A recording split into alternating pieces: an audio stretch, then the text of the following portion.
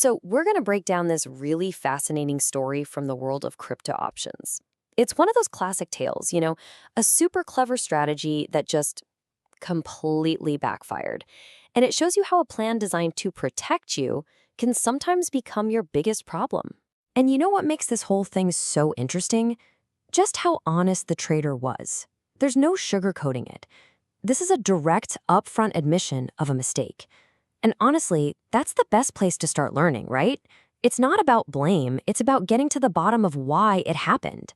This is really the key question for this whole explainer. I mean, we all look for ways to manage risk, to build that safety net. But what happens when that safety net has a hidden hole you just didn't see? Well, that's exactly what we're about to unpack. All right, let's get into it. Every big trading mistake starts with a plan that probably seemed like a great idea at the time. And on the surface, this strategy was actually quite ambitious and pretty well thought out. So the setup was basically in two parts. The main engine, the thing generating cash, was selling short-dated puts, a pretty common way to get regular income. Then, to protect against a big drop, the trader set up this new hedge. The idea was to create a very specific kind of insurance, one that would only kick in during a major market crash. The goal was simple: targeted, cost-effective protection. Now, to really get what happened next, we have to understand this one key concept, implied volatility, or IV. Just think of it as the market's fear gauge. When IV is high, fear is high, and the price of options, which is basically portfolio insurance, goes way up. When IV is low, the market is calm, and that insurance is cheap. This is absolutely crucial to the story. So how did this clever hedge actually work? Well, it was a three-step process. First, the trader sold a few expensive options that were close to the current price. Then, they took that money and used it to buy a whole bunch of really cheap options that were far away from the current price. The end result is what's called a long volatility position. In simple terms, it's a setup that's designed to make money when that fear gauge we just talked about spikes. So the structure of the hedge itself, it kind of made sense. The problem wasn't the what. It was the when. The timing of this trade is where the hidden risk was lurking, and it's what turned the whole strategy completely on its head. And here it is. This is the single most important number in this entire story. The hedge was put on when implied volatility was already over 75%. Think about what that means. The trader was buying insurance when the market was already on high alert. The fear was already priced in. And this is where the mistake just becomes crystal clear.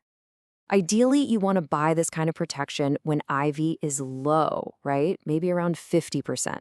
You get more bang for your buck, and you can profit when volatility eventually goes up. But in this case, the trader bought when IV was extremely high. So not only did they overpay for protection, they were now exposed to a fall in volatility. And this leads us to the real problem, a volatility crush. See, when you buy something at a really high price, there's a lot of room for it to fall. So when the market's fear started to subside and IV dropped, the value of that expensive insurance just collapsed. The hedge started losing money, not because the price of Bitcoin was moving against them, but simply because fear itself was leaving the market. Okay, so now let's watch how this theoretical risk turned into a very real and very costly problem. This is the moment where the whole plan just starts to completely unravel. And this happened fast. The hedge gets placed in mid-April when IV is high. By late April, even though the primary strategy was making money, the value of the hedge was collapsing so fast that it was erasing all those gains. And then, on May 1st, the market actually dipped. This was the exact scenario the hedge was for. But because IV kept falling, the hedge failed to do its job. It was just a perfect storm. This chart here really tells the story in a brutally simple way. You've got the main strategy, selling puts, which was profitable. But then you have the clever hedge, which posted a loss so large that it completely wiped out all the gains and dragged the entire account into the red. But a mistake is only a total failure if you don't learn from it, and more importantly, if you don't act to fix it. This next part of the story is all about that disciplined, unemotional pivot that actually saved the account. So the recovery plan was 3 simple steps. First, and this is the most important one, acknowledge the error. Stop hoping the position will magically recover. Second, systematically get out of the bad position, not in a panic, but slowly, over a week, to manage the exit. And third, replace the flawed strategy with a simpler, more standard hedge that was actually appropriate for the market conditions. And where did the account end up after all that drama? Well, it actually finished with a small gain. But the really crucial point here is that given how the market moved, this was a massive underperformance. The mistake didn't blow up the account, but it was incredibly costly in terms of lost opportunity. So what's the takeaway from all this? Well, the trader managed to distill this whole expensive experience into 4 clear, powerful lessons that really apply to anyone in the markets.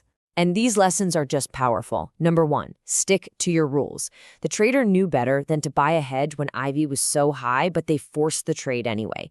Number 2, it's always okay to close a bad trade. You don't have to ride it all the way to the end. 3, don't trade on emotion. You have to look at the red numbers, sure, but you have to analyze the position objectively. And finally, and this might be the most important one, position sizing is everything. Sensible sizing was the ultimate safety net that made a recovery even possible.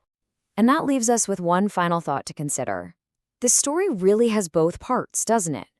The honest admission of a mistake, and then the disciplined action to correct it. It makes you wonder which of those two things is truly the harder skill to master, not just in trading, but in life.